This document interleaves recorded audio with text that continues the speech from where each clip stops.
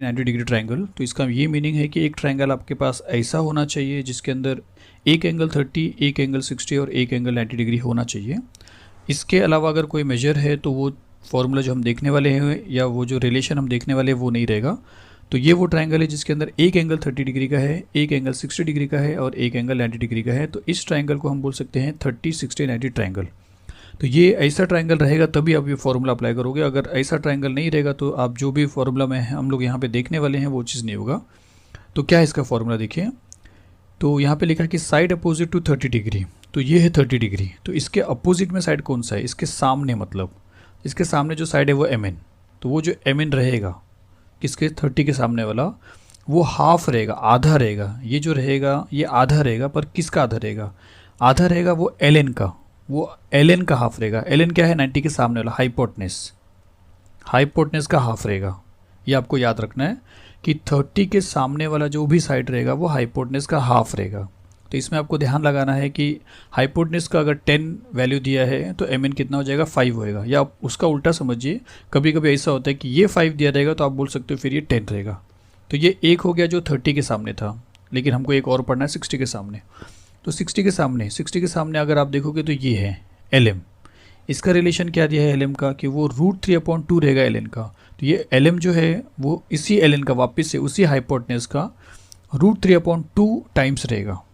तो ये आपको समझना है। तो एक बार फिर से समझते हैं कि 30 के सामने वाला जो रहता है वो हाइपोटेनस का हाफ रहता है और 60 के सामने जो रहता है वो हाइपोटेनस का √3/2 रहता है।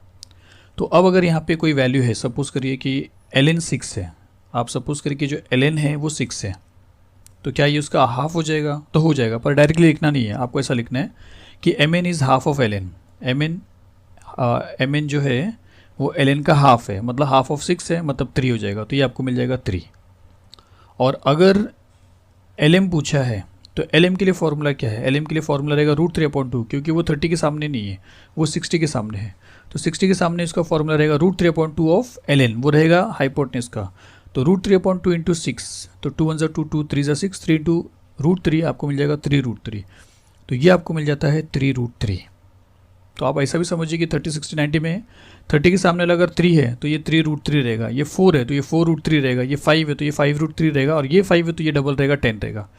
तो क्वेश्चन आपको समझना है कि ज़रूरी नहीं कि हाइपोटेनस देने के बाद ये पूछेगा, ये देने के बाद ये पूछ सकता है, जो इसके बाद जो हम सम्स करने वाले हैं वैसे ही है, या ये देने के बाद ये पूछ सकता है ये। तो आप दोनों तरफ से रेडी रहिए। तो ये एक प्रॉपर्टी पढ़ा हमने, अब और एक प्रॉपर्टी पढ़ना है जिसको हम बोलते हैं 45 डिग्री, 45 डिग्री, 90 डिग्री। इसका मतलब है कि ट्राइंगल इस तरीके से होना चाहिए कि उसका एक एंगल 45 होना चाहिए, दूसरा भी 45 होना चाहिए और तीसरा 90 ही बनेगा, क्योंकि तीनों मिला के 180 होता है, ये तो चीज़ है, लेकिन ये चीज़ होना चाहिए 45, 45, 90। तो यहाँ पे 45 के सामने, तो अभी 45 के सामने कौन सा 45 की बात कर रहा हूँ स्टूडेंट्स, क्योंकि ये भी 45 है, ये भी 45 है। तो 45 के सामने वाला जो भी, चलिए यहाँ पे देखते हैं 45 के सामने जो भी रहेगा, 45 के सामने कौन सा रहेगा? ये भी 45 के सामने है और ये भी 45 के सामने है, मतलब दोनों के लिए सेम रहेगा रूल, क्योंकि दोनों भी 45 के सामने है। तो इनफैक्ट क्या रहेगा, दोनों इक्वल भी रहेगा। जितना बड़ा एक्स वाई रहेगा उतना ही बड़ा एक्स जेड रहेगा, एक्स वाई और एक्स जेड इक्वल रहेंगे। और दूसरे कंसेप्ट से अगर आप समझेंगे तो ये एक आइसोसेलेस ट्राइंगल है जिसका बेस एंगल सेम है। तो अगर बेस एंगल सेम है तो उसके सामने वाले साइड्स भी क्या रहेंगे? सेम रहेंगे। ऐसा भी समझ सकते हैं, लेकिन हमको उस तरह नहीं समझना है। तो अगर एंगल 45 डिग्री है और एक 90 डिग्री है तो 45 के सामने जो साइड रहेंगे वो दोनों इक्वल रहेंगे, लेकिन हाइपोटेनस के मामले में वो लोग 1/√2 रहेंगे, 1/√2 टाइम्स रहेंगे वो हाइपोटेनस के। ये है हाइपोटेनस, इसके वो लोग 1/√2 होते हैं। जो वैल्यू यहाँ पे लिखा वही, अब हाफ नहीं लिखा है, 1/√2 लिखा है। तो यहाँ पे भी अगर हम एक एग्जांपल लें कि अगर ZY जो है, ZY अगर ये आपको 3√2 दिया है तो आप क्या करोगे? पहले तो ये दोनों इक्वल ही रहेगा, XY और XZ दोनों के लिए अलग अलग फॉर्मूला है नहीं, क्योंकि दोनों भी 45 के सामने है। तो XY which is equal XZ, और दोनों भी क्या रहेंगे? ZY के 1/√2 टाइम्स रहेंगे। तो ये है ZY जिसका वैल्यू लिखा है 3√2, और ये है 1/√2 फॉर्मूले का, जिसमें √2 और √2 कैंसिल हो जाएगा तो बच रहा है 3। इसका मतलब है कि ये भी 3 होगा और ये भी 3 होगा। तो ये रिलेशन है 45, 90 का। तो चलिए अब इसके बेस पे जो सम्स है वो करते हैं। जैसे ये फोर्थ सम्स है वो देखते हैं। तो देखिए फोर्थ सम्स में क्या लिखा कि इन फिगर 2.19, मतलब इस फिगर में फाइंड आरपी, आपको आरपी फाइंड आउट करना है। आरपी क्या है देखिए, हाइपोटनेस है, इस बार हाइपोटनेस फाइंड आउट करना पड़ रहा है आपको, एंड पीएस भी फाइंड आउट करना है आपको, ये पीएस भी फाइंड आउट करना है using the information given in triangle. Triangle के अंदर जो इन्फॉर्मेशन दिया उससे, तो ट्राइंगल के अंदर इन्फॉर्मेशन क्या दिया है, एक एंगल दिया है 30 डिग्री, एक एंगल दिया है 90 डिग्री और एक साइड दिया है 6 जो 30 के सामने है। लेकिन हमने जो भी प्रॉपर्टी पढ़ा वो 30, 60, 90 है, तो 60 ट्राइंगल आपको दिखाई नहीं दे रहा है। तो नहीं दिखने का मतलब कि नहीं हो रहा है, तो ऐसा नहीं है, क्योंकि ट्राइंगल का तीनों एंगल मिलेंगे तो 180 होता है, आपको मालूम है। तो अगर ये 30 है और ये 90 है तो 90 + 30 120 हो जा रहा है, तो ये बचेगा 60। तो आपको पहले बताना पड़ेगा कि 60 डिग्री एंगल हो रहा है, फिर आपको 30, 60, 90 डिग्री लिख कर उसका फॉर्मूला लिखना पड़ेगा। तो हम ऐसा लिखेंगे शॉर्ट में कि इन ट्राइंगल PSR, या हाँ PSR लिख लीजिए, कोई बात नहीं, PSR, फिर एक एक एंगल बताइए। जैसे एंगल P जो है वो आपको दिया है 30 डिग्री गिवन है, और ये भी गिवन है, तो दोनों एक साथ लिखते हैं। एंगल S जो है वो आपको दिया है 90 डिग्री, दोनों का रीज़न लिख दीजिए कि दोनों गिवन है, दोनों भी हमको दिया है। तो अगर एक ट्राइंगल के अंदर दो एंगल 30 और 90 का है तो तीसरा एंगल कितना होगा, 60 होगा। तो इसका आप डायरेक्टली ऐसा रीज़न कर सकते हो कि देयरफॉर एंगल R जो है वो बन जाएगा 60 डिग्री, और इसका रीज़न आप इतना लिखो रिमेनिंग एंगल, तो भी चलेगा। रिमेनिंग एंगल मतलब बचा हुआ जो एंगल रहेगा वो इतने ही मेजर का बचेगा। तो इसका मतलब कि ये आपको मिल गया 60 डिग्री। तो ये ट्राइंगल बन गया आपका 30 डिग्री, 60 डिग्री, 90 डिग्री वाला ट्राइंगल। तो आपको यहाँ पे लिखना पड़ेगा कि therefore triangle PSR is 30 degree, 60 degree और 90 डिग्री ट्राइंगल। नाम कुछ भी लिखे, ऐसा नहीं कि P30 है S60, ऐसा नहीं है। ये ट्राइंगल ऐसा है कि जिसके अंदर एक एंगल 30 डिग्री है और एक एंगल 60 डिग्री है और एक एंगल 90 डिग्री है। और अब आप फॉर्मूला लिख सकते हो। तो फॉर्मूला क्या था, देखिए 30 के सामने जो रहता है, 30 के सामने, तो 30 के सामने क्या है, SR है। तो SR जो रहेगा वो क्या रहेगा, वो हाफ रहेगा। किसका हाफ रहेगा, वो हाइपोटनेस का। तो हाइपोटनेस जो 90 के सामने रहता है जिसका नाम है PR, तो यहाँ पे रहेगा PR। फॉर्मूला आपको यही लिखना है, इस बार हाइपोटनेस फाइंड आउट करना है। तो हम क्या कर सकते हैं, SR के प्लेस पे SR का वैल्यू लिखते हैं जो यहाँ पे 6 दिया है। तो यहाँ पे लिख देते हैं 6 which is equal to 1/2 multiply by PR।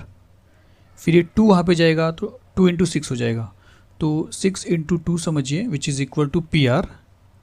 तो PR का वैल्यू क्या मिल जाएगा, PR इज़ इक्वल टू 6 × 2 = 12। तो आपको PR मिल गया 12। तो ये PR जो था हाइपोटेनस, ये आपको मिल गया 12। अब हमसे SP भी पूछा है, या PS समझिए, PS भी पूछा है। तो PS 60 के सामने आ रहा है, तो इसका भी फॉर्मूला है।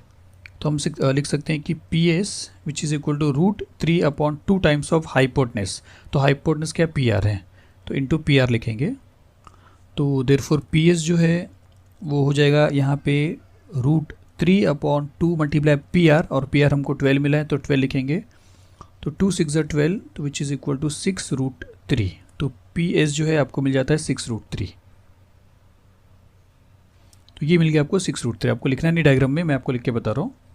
तो आपके पास PS भी है और आपके पास PR भी है, जो दो लोग ने पूछा था। तो PS और PR या RP समझिए। चलिए इसके बाद जो क्वेश्चन है वो देखते हैं, लास्ट क्वेश्चन वीडियो का, 5th क्वेश्चन। इसमें क्या लिखा है कि for finding AB and BC, AB का वैल्यू फाइंड करना है और BC का वैल्यू फाइंड करना है। With the help of the information given in the figure complete the following activity. तो ये एक्टिविटी आपको कंप्लीट करना है। तो देखिए यहाँ पे क्या लिखा है कि AB is equal to BC, और इसका रीज़न बताइए। तो AB BC के इक्वल में है, तो क्यों इक्वल है, क्योंकि आपको यहाँ पे दोनों जगह पे मार्किंग दिख रहा है सेम। तो ये इन लोग ने दिया है, तो हम यहाँ पे लिखेंगे गिवन, जिसमें अगर आप टेक्स्ट बुक के पीछे देखोगे तो वो रॉन्ग लिखा है। वहाँ पे opposite sides opposite two congruent angle लिखा है, जबकि यहाँ पे कॉन्ग्रुएंट एंगल दिया नहीं है स्टूडेंट्स। तो इसका रीज़न रहेगा गिवन। तो अब अगर ये इक्वल है ये दोनों, तो अगर ये दोनों इक्वल है तो ये दोनों एंगल भी इक्वल रहेंगे, क्योंकि आइसोसेलेस ट्रायंगल से हम समझ सकते हैं। तो अगर फिर से देखिए ये दोनों साइड अगर इक्वल है तो इसके सामने वाले दोनों एंगल भी इक्वल रहेंगे, और जब दोनों एंगल इक्वल रहेंगे तो वो कितने होंगे, जिसमें से एक एंगल 90 डिग्री है, तो आपको मालूम है फिर वो 45 ही होना चाहिए, क्योंकि 45 + 45 90 होता है, 90 + 90 180 हो जाता है। इसीलिए एंगल BAC क्या लिखेंगे हम, एंगल BAC जो है वो लिखेंगे 45 डिग्री। तो यहाँ पे आ जाएगा 45 डिग्री। फिर अब अगर ये 45 है, ये 90 है, तो ये भी तो 45 है, तो ये कौन सा ट्रायंगल बन गया, ये ट्रायंगल बन गया 45 45 90 वाला। तो 45 के सामने वाले का फॉर्मूला क्या था, 1/√2 टाइम्स ऑफ हाइपोटनेस। और हाइपोटेन्यूज यहाँ पे क्या है, AC है, तो 1/√2 टाइम्स ऑफ AC रहेगा, जिसमें से AC दिया है लेकिन 1/√2 नहीं दिया, तो हम यहाँ पे लिखेंगे 1/√2, 1/√2। और AB और BC दोनों इक्वल रहेगा, ये मैंने आपको बताया था, क्योंकि दोनों इक्वल होता है B45 के सामने। तो अब क्या कर सकते हैं, अब AC का वैल्यू 8 है, √8, तो यहाँ पे लोग ने √8 लिख दिया इसके जगह पे, तो यहाँ पे तो वही आएगा वापस से 1/√2। फिर अब यहाँ पे देखिए √8 का लोग ने सिंप्लीफाई किया उसको, तो उसके पहले वापस से वही रहेगा 1/√2। तो यहाँ पे अगर हम देखेंगे तो ये ऐसा दिख रहा है 1/√2 मल्टीप्लाई बाय 2√2, जिसमें से √2 कैंसिल होगा तो 2 1 2, तो यहाँ पे बचेगा क्या 2, तो 2 यूनिट्स आएगा इसका आंसर। तो चलिए ये वीडियो में हमको यहीं तक देखना था, क्वेश्चन नंबर 5 तक। तो नेक्स्ट पार्ट में मिलते हैं पार्ट 2 में, उसके बाद एक पार्ट और रहेगा जिसमें 2.1 आपका ख़त्म हो जाएगा। तो चलिए अगर आपको समझ में आ रहा तो प्लीज़ लाइक करना मत भूलिए, शेयर भी करें आपके फ्रेंड्स लोग को। Thank you very much.